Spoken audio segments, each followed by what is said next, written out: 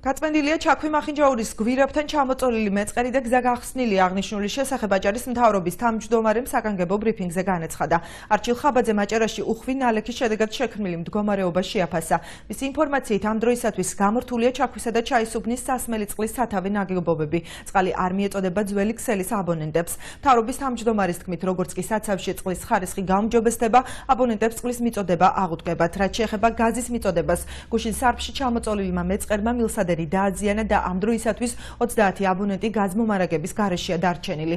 ასევე ძლიერი წვიმის შედეგად ხელვაჩაურსა და ქობულეთში რამდენიმე სახლის ეზოში მეწყერი ჩამოწვა.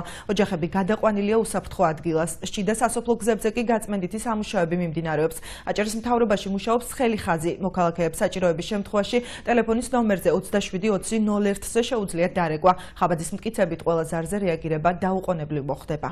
გამორთულია ჩაქვისა და ჩაისუბნის სათავე ნაგებობები, მინდა გითხრათ და ძველი ქსელის აბონენტებს არ მიეწოდება წყალი. მინდა გითხრათ, რომ ველოდებით ამინდის გამოცოლებას და წყლის გაწმენდის შემთხვევაში ისე მიეწოდება ეგრეთ წოდებული ბონი გარადოგი და თამარის დასახლება ჭაობის ნაწილი.